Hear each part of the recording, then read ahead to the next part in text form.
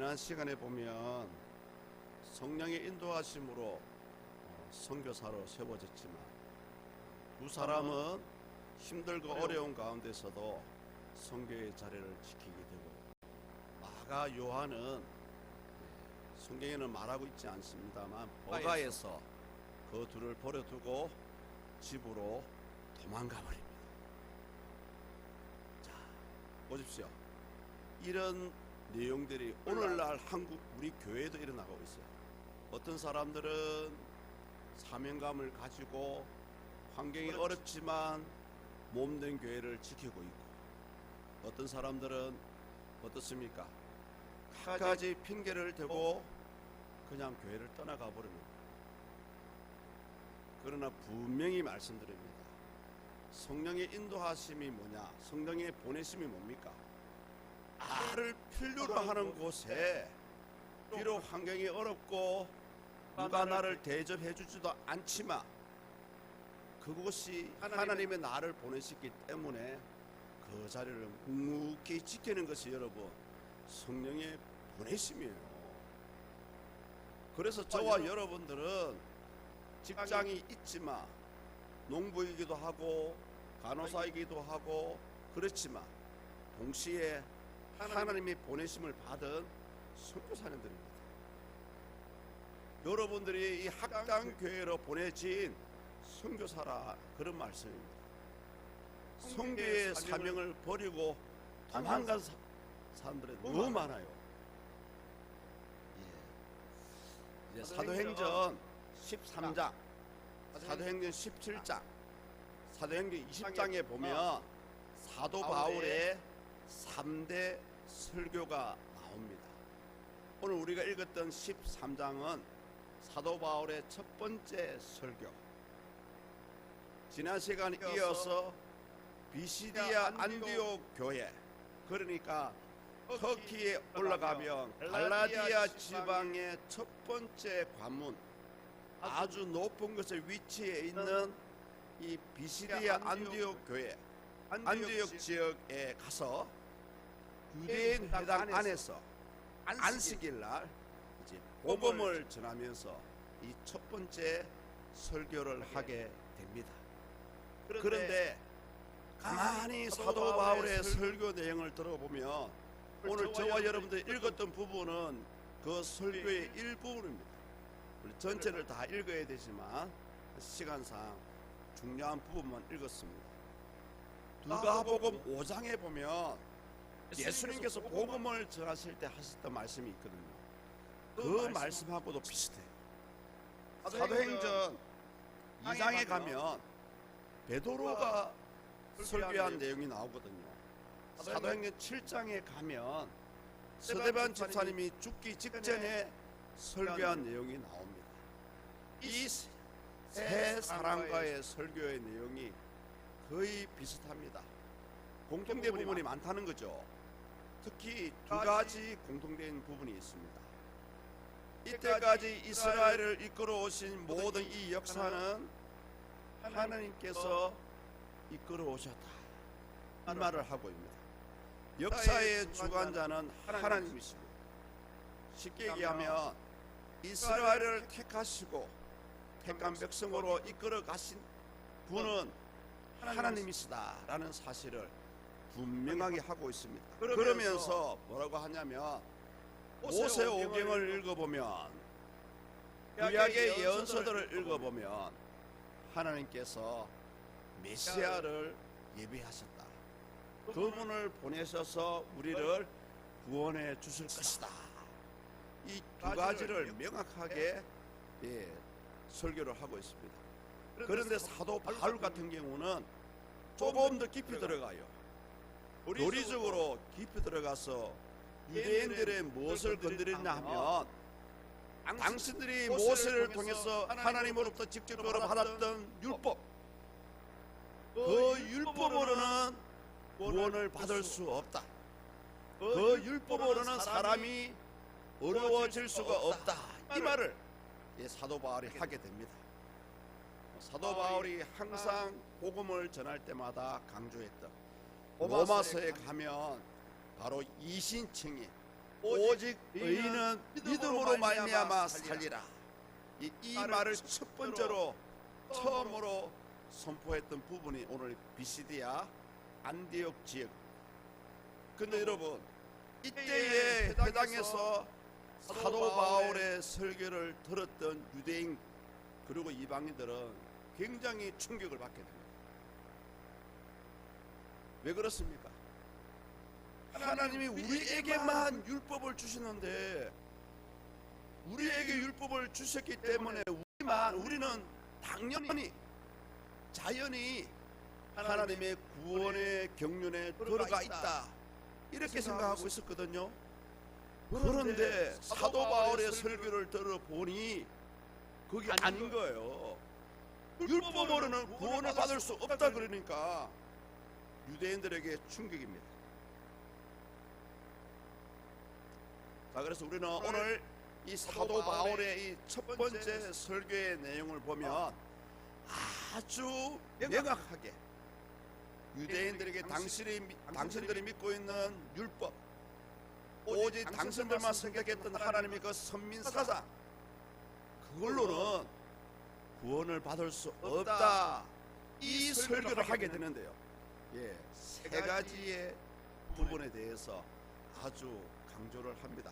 그 첫 번째 부분이 뭐냐 하면, 이스라엘의 역사를 이끌어 가신 하나님, 그 하나님은 오로지 당신의 주권에 따라서 이스라엘을 이끌어 왔다, 이 말씀을 하게 됩니다. 왜냐하면 이 말을 할 수밖에 없는 이유가 17절에 나옵니다. 17절 우리 같이 한번 읽어볼까요? 시작. 이 이스라엘 백성의 하나님이 우리 조상들을 택하시고 애굽 땅에서 나그네 된 그 백성을 높여 큰 권능으로 인도하여 내사. 우리 조상을 택하시고, 당시 유대인들은 믿음의 조상 아브라함, 굉장히 자부심을 가지고 있습니다. 어쩌면 어떤 사람들은 이 아브라함 때문에 하나님이 우리를 택하셨다라고 오해하던 사람들이 많았습니다. 그러니까 아브라함을 택하고 너희 이스라엘을 택한 것은 누구 때문이 아니고요, 어떤 공로 때문이 아니고 하나님을 잘 믿어서가 아니라 순수하게 오로지 하나님의 선택이었다는 거죠. 오늘 살아가는 저와 여러분도 마찬가지입니다. 구원의 문은 누구에게나 열려 있지만 결과적으로요, 구약 성경의 말씀을 보며 내가 엄마의 뱃속에서 조성되기 전에 내가 너를 택하였던 말씀이 나옵니다. 결국은 전적인 하나님의 은혜로 저와 여러분들을 선택해 주신 겁니다. 사람의 공로로 우리가 하나님 앞에 자랑할 수 없는 게 바로 이거예요. 그런데 당시 유대인들은 우리가 율법을 받고 할례를 행하고 하나님의 선민 택한 백성이 되었다, 여기에 꽂혀 있는 거예요. 그것이 중요한 것이 아니잖아요. 사실은 우리 예수님께서 이 땅에 오셔가지고 율법을 완성하셨고 율법을 마침이 되셨는데, 그때 뭐라고 하셨습니까? 위로는 하나님 사랑, 아래로는 이웃 사랑, 이것이 모든 율법의 마침이더라 말씀하셨지 않습니까?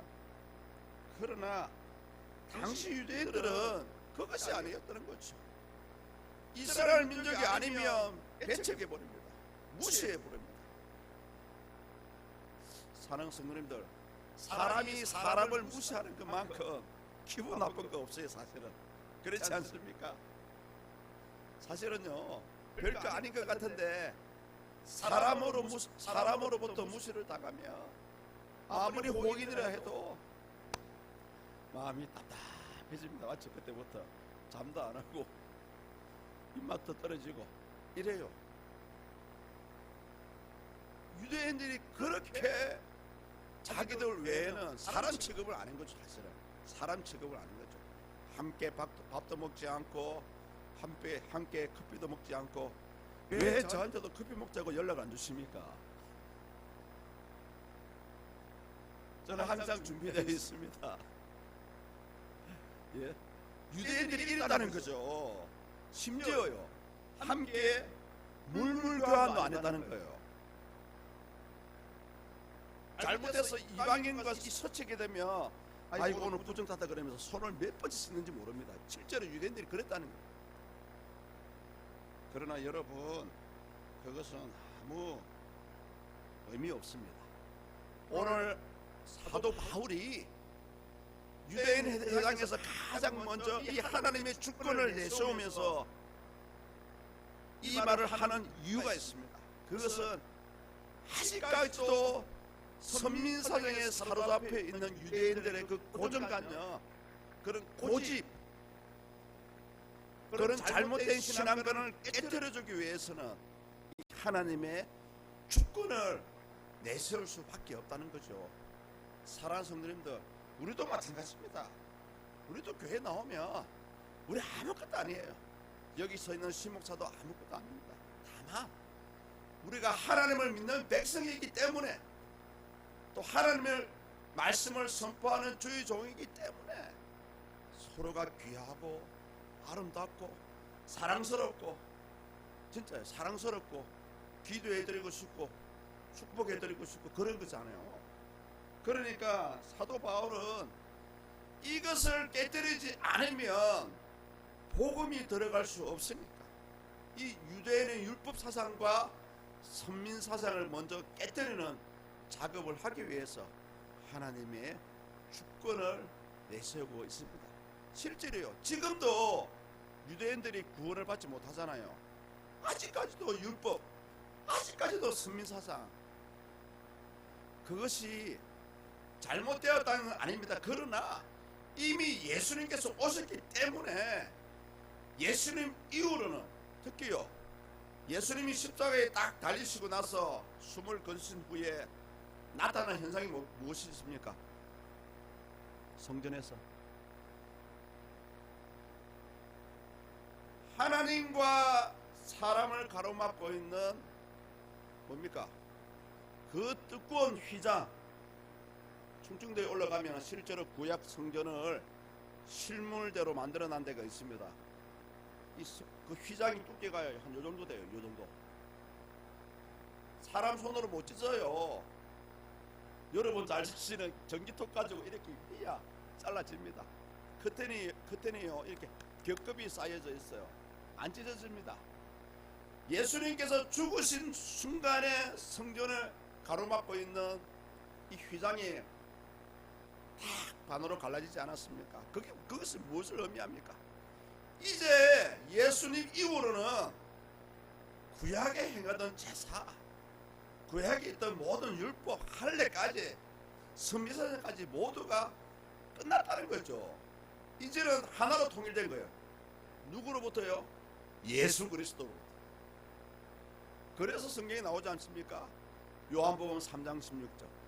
모든 성경이 사라져도 요한복음 3장 16절 이 말씀만 알고 암송하고 믿는다면 구원받는데 지장이 없다고 합니다. 하나님이 세상을 이처럼 사랑하사 독생자를 주셨으니 누구든지 그를 믿으며 독생자를 믿으며 구원을 받으리라. 영생을 얻으리라. 요한복음 3장 16절. 성도님들, 오늘날 우리는 어떻습니까? 오늘날에도 우리 교회 안에요, 많은 분들이 이 오해를 많이 합니다. 오해를 많이 합니다.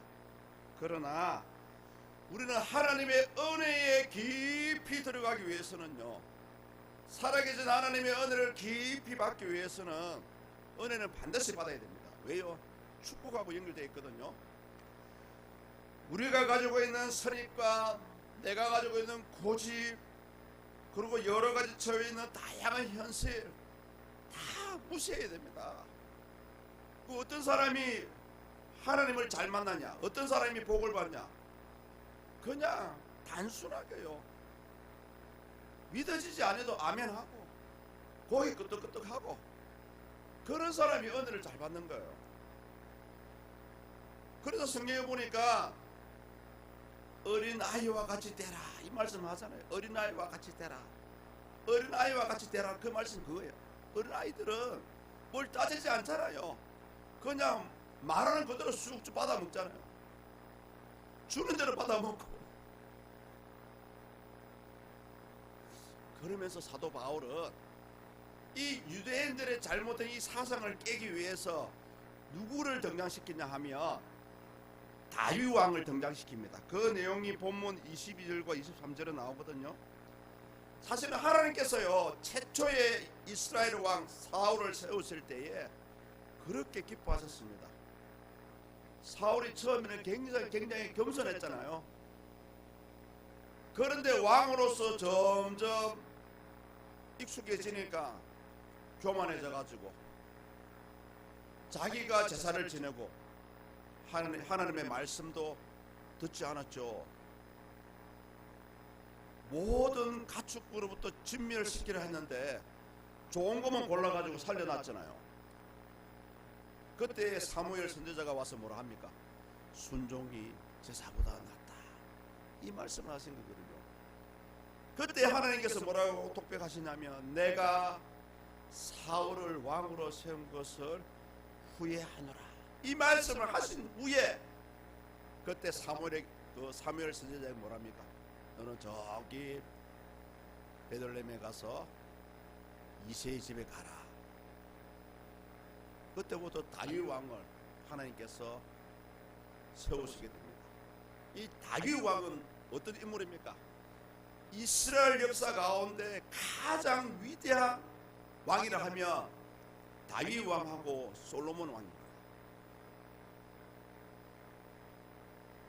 다윗을 통해서 하나님은 너와 언약을 맺고 너의 후손으로 오는 자들을 통해서 이 영원한 하나님의 왕국이 세워져 갈 것이다 라고 예언을 했고요.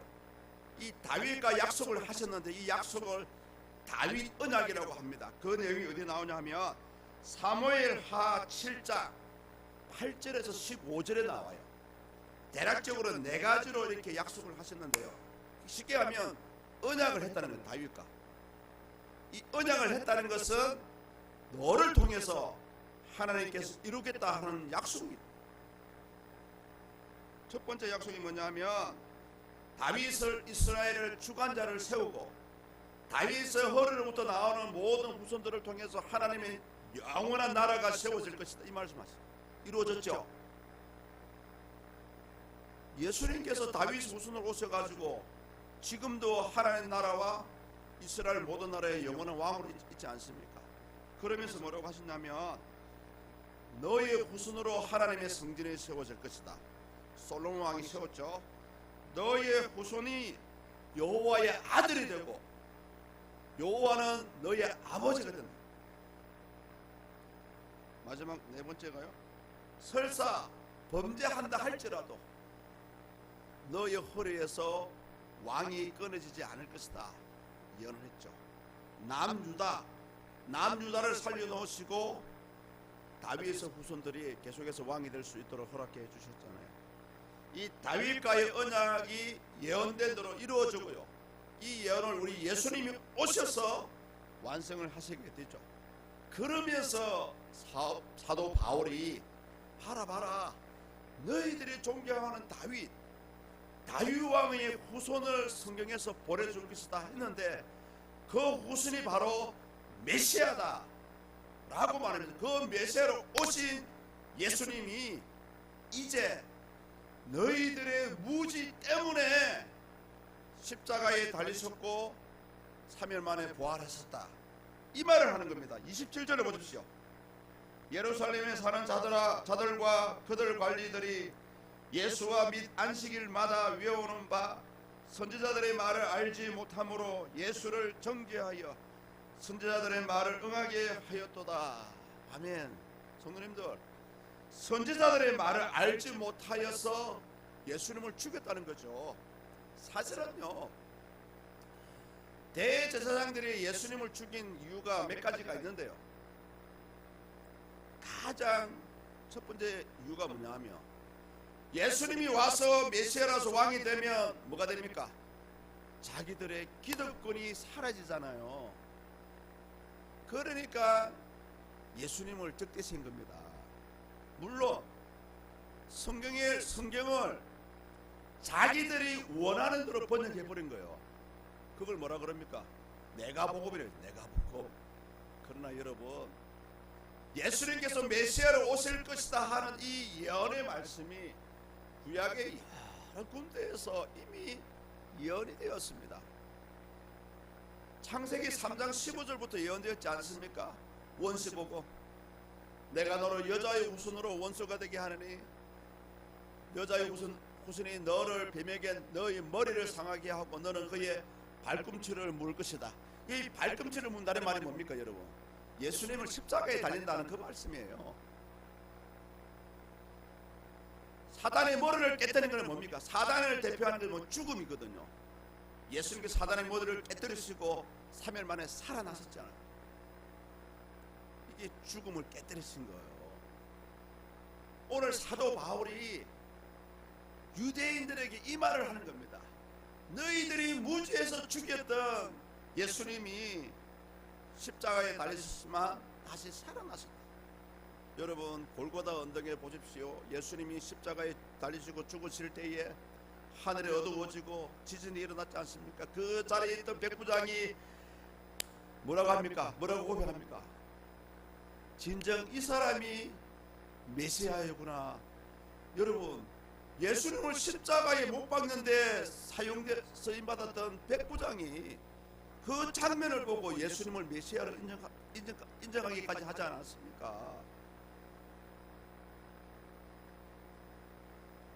사실은 당시 이스라엘 사람들은 메시아를 기다리는 대명사성을 가지고 있었습니다. 근데 문제는 뭐냐면, 메시아가 오시면 우리를 괴롭히는 로마 군사를 몰아내는 힘이 있고 군사력이 있고 정치적인 메시아가 올 것이다, 이렇게 잘못 이해한 겁니다. 예수님이 원하시는 나라는 어디 있습니까 여러분? 이 땅이 아니라 하늘에 있잖아요. 이 땅은 하늘나라로 가기 전에 전 단계입니다. 그래서 예수님께서 나의 나라는 이곳이 있지 않다고 하신 말씀이 그 말씀인 거예요. 이곳이 있지 않았기 때문에 예수님께서는 하나님의 나라를 완성하시기 위해서 십자가에 달리셔야만 했습니다. 만약에 말입니다, 사도 바울이 그 말을 했잖아요. 예수님이 십자가에 달리시지 않았다면, 죽으시고 3일 만에 다시 살아나지 않았다면 우리의 믿는 것은 모두가 헛것이다, 이 말을 하지 않았습니까? 예수님은 반드시 이 땅에 오셔서 사람의 몸을 입고 오셨지만 십자가에 죽으셔야만 하고요, 또 3일 만에 살아나셔야만 합니다. 저와 여러분들을 위해서요. 이 말을 사도 바울이 얘기합니다. 그러나 당시 유대인들은 이 말을 믿지 않았겠죠. 솔직히 사도 바울이 이 말을 할 때 자기 자신도 그런 적이 있었잖아요.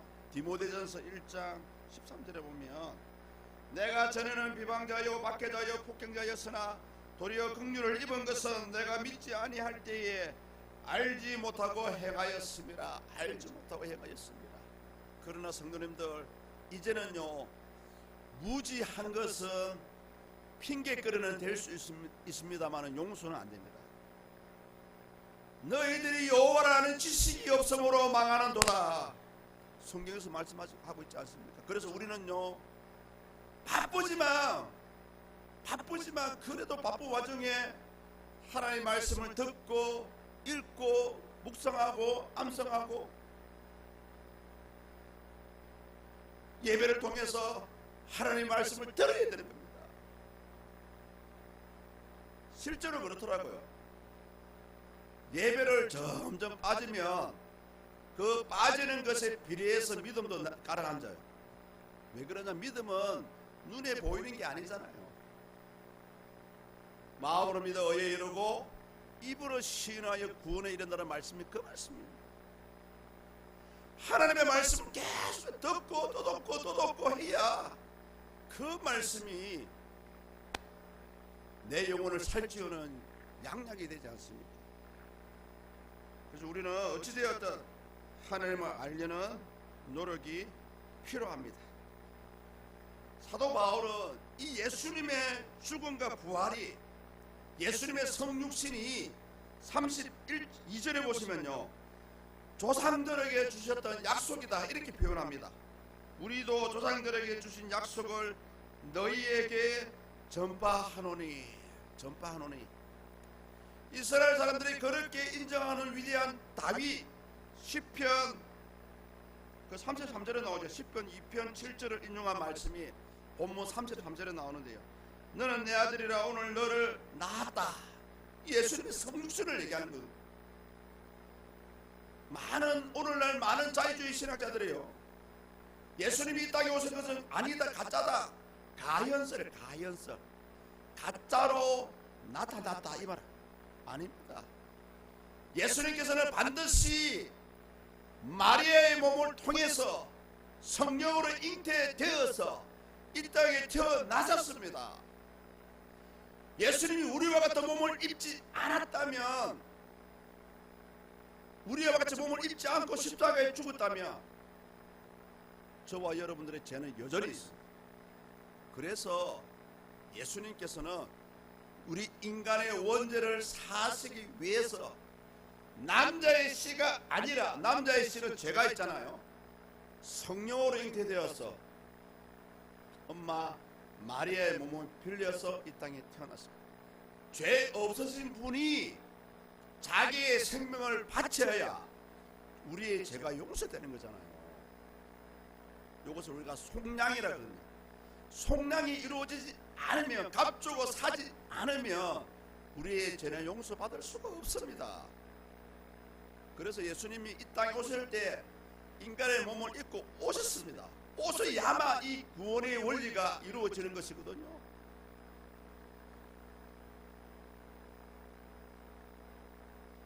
그러면서 이제 사도 바울은 마지막으로 세 번째 결론에 가까운 이런 결론을 내줍니다. 하나님의 말씀을 너희들이 안다면, 유대인들은 사실은요, 모세오경을 어릴 때부터 다달달 외워요. 모세고 창출, 레민신, 모세오경을 달달달 외운다니까요. 솔직히 저는 못 외웁니다. 그런데 이 사람들은요, 모세오경만큼은 달달달 외워요. 아이들이.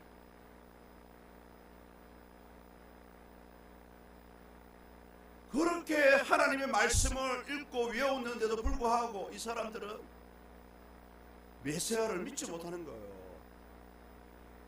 이 땅에 오셨지만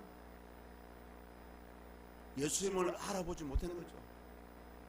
자기 땅에 오셨으나 자기의 백성이 그를 알지 못하였더라. 성경에 나오지 않습니까? 그래서 사도 바울이 이제는 유대인의 간섭이고 율법이고 선민사상이고 아무 상관없다. 너희들이 가지고 있는 말씀, 이때의 말씀은 구약 성경을 얘기합니다. 말씀에 근거해서 복음을 받아들이라는 거죠. 모든 선입관과 무지함과 내가 복음을 내려놓고 말씀에 따라서 우리가 보고, 말씀에 메시아가 있는지 없는지 보고 말씀에 근거해서 하나님을 믿으라는 거죠. 사랑하는 성도님들, 그렇게 사도 바울이 설교를 했지만 많은 사람들이 믿지를 못하죠. 왜 믿지 못할까요? 이것은 사람의 자기 의가 너무 강해서 그렇습니다. 어떤 사람은 이런 말 하지 않습니까? 내 주먹을 믿어라. 어떤 사람은 내가 가진 권력을 믿어라. 내가 가진 돈을 믿어라. 솔직히 여러분, 돈이 만사형통은 아닙니다. 돈 앞에 생명이 소용이 없잖아요. 아무리 돈이 많아도 아프면 불치병에 걸리면 못 살아나는 거잖아요. 이 땅에서 100억이든 1000억이든 1조든 벌어서 뭐합니까? 천국에 10원도 못 가져가요. 지옥에 10원도 못 가져가요. 또 어떤 사람들은 자신의 지식을 믿으라고 자랑합니다. 요즘 문제가 뭐냐면요, 이 젊은 아이들이 책을 많이 읽고 아주 다양한 것을 접하고 너튜브를 통해서 다양한 정보를 접하다 보니까 이 젊은 아이들은요, 이 복음을, 하나님의 존재를 믿지 않는 거예요. 자기 지식 때문에. 세상 지식은 하나님의 존재를 부정합니다. 안타까운 일입니다. 얼마 전에 어떤 목사님의 자녀도 그렇다고 하더라고요. 대학생인데 어릴 때는 잘 믿었는데 이제 20대가 되니 아빠 하나님이 안 믿어줘요. 그렇게 얘기를 하더랍니다. 목사님의 아들이, 목사님의 자녀가. 이게 우리 현실이라니까. 저도 우리 대구에 있는 조카가 서울에 있는 대학교에 합격해서 전화를 했습니다. 아, 합격 축하한다. 그래, 이제 서울에 있는데 삼촌이 좋은 교회를 소개해 줄게. 얘도 어릴 때 교회를 다녔거든요. 삼촌, 나 필요 없어요. 안 믿어요. 그런 거 안 믿어요. 지금 시대가 그런 시대입니다. 36절을 보십시오. 다윗은 당시 하나님의 뜻을 따라 섬기다가 잠들어 그 조상들과 함께 묻혀 썩임을 당하였으되. 오늘 사도 바울이 자기 설교를 마무리하면서 그렇게 위대했던 다윗 왕도 죽어서 조상들과 함께 묻혔다, 이 말을 합니다. 왜 이 말을 할까요? 너희들이 살아서 아무리 하나님을 부정하고 율법이 최고의 선비사상인 해도 그거 가지고는 구원받지 못하고 너희들도 결국은 죽을 것이다. 죽어봐라. 그때 가면 진실이 드러날 것이다. 이 말을 하고 가는 겁니다. 사람은 때가 되면 죽게 되어 있고요, 그 육신은 썩게 됩니다. 이것이 불변의 진리죠. 사도 바울이 이 말을 하면서 천년 만년 살 것 같지만 사람은 결국은 죽는다, 이 말을 하는 거예요. 왜 이 말을 하실까요? 겁주기 위해서 이 말을 하는 것이 아니고요, 그러니까 지금 너희들이 복음의 소식을 듣고 있는 이때에 그 복음을 받아들이라는 거죠. 사랑하는 성도님들, 오늘 이 자리에 나왔지 않습니까? 바쁜 와중에 속으로 수요 예배도 나와야 되나, 목사님 얼굴 때문에 차마 안 나오지 못할 것 같아가지고. 이거 아닙니다. 오늘 이 시간이 아니면 우리가 하나님을 만날 수 없다니까요.